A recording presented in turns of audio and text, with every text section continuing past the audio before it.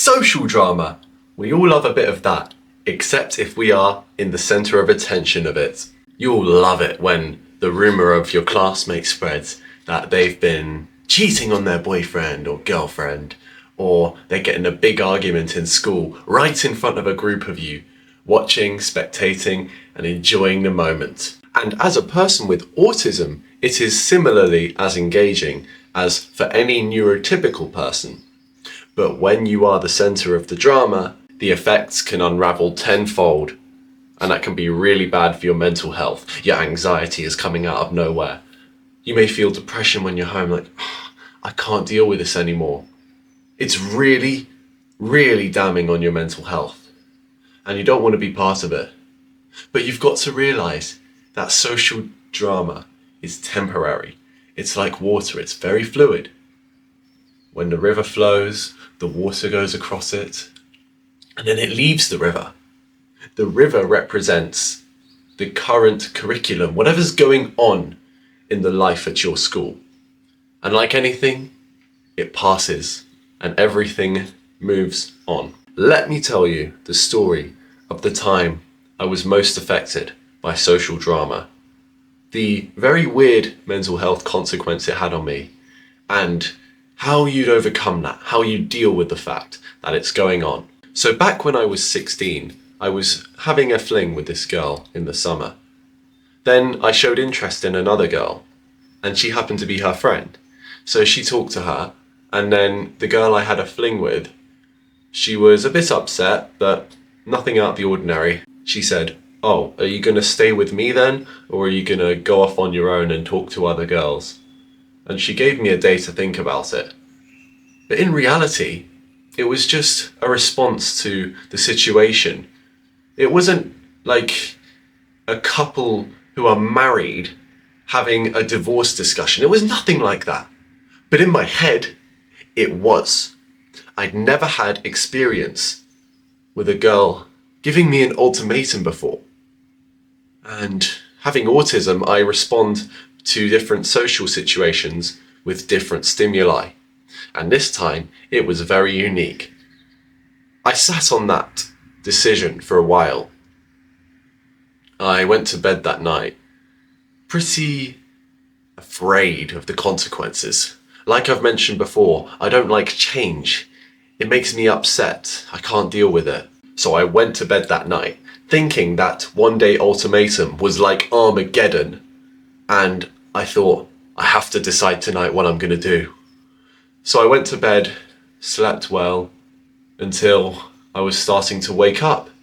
And for some reason, I got a very strange dream. They call this a lucid dream. Some people know what this is and some people have had them, but this is the one time in my life where this ever happened. Before I woke up for about 10 minutes, I don't know how long it was because you don't have a proper perception of time when you're sleeping. But then I could feel my body, but I was in sleep mode. I was like, I feel paralyzed, I can't move, because my mind had woken up a bit earlier than my body in a sense. And I felt like I could barely breathe. I could feel the position I was in while sleeping. And that was very scary because it's something you do subconsciously.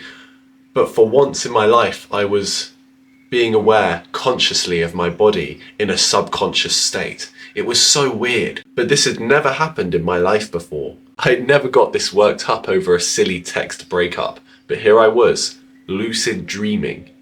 Very, very weird experience.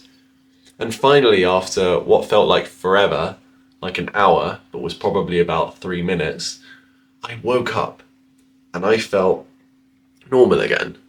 And I realised I wasn't so affected by the social drama that had happened the night before. And I thought, well, I've still got to make my decision, but I feel like I've shaken off that trauma. I thought, how weird. How did that happen? And now I think that the lucid dreaming was a response to the trauma, and it was a way to release the stress I felt. And after that, it didn't bother me so much again. I actually ended up texting the girl that, I'm gonna do my own thing, gonna explore my options, let's say. But that wasn't the point. The consequences of the ultimatum didn't matter. The lucid dream is the thing that left an impact on my life and was a story that I was very, very excited to tell in the future.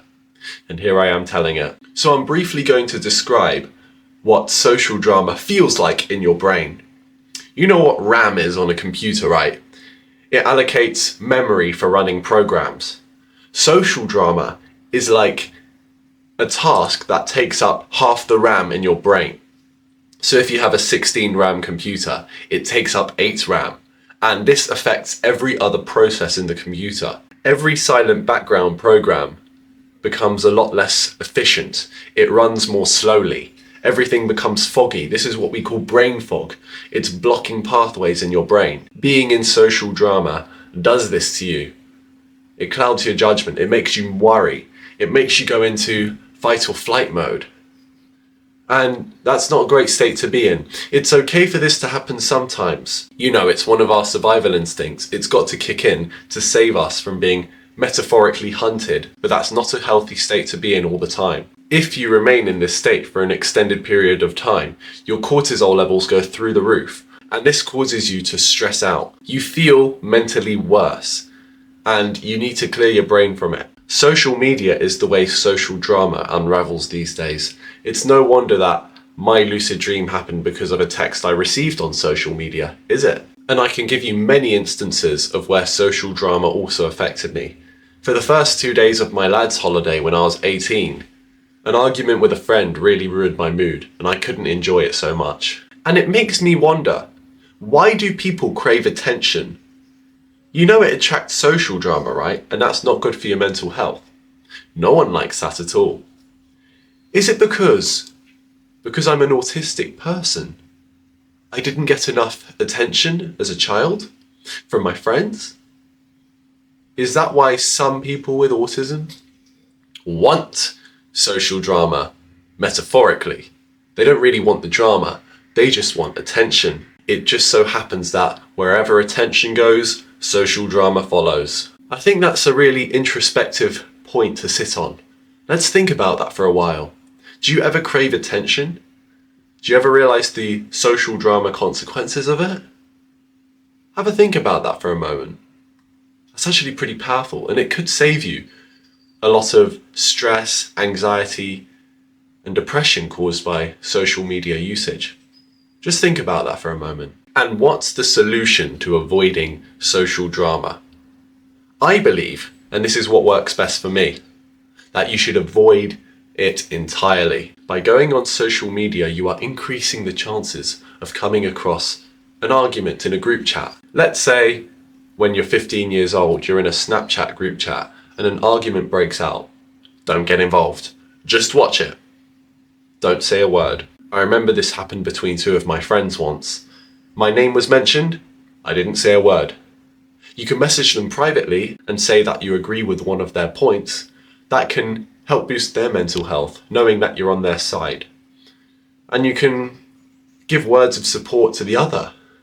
In fact, it could be constructive criticism, which instead of them feeling like it's an attack on them, you're actually helping them.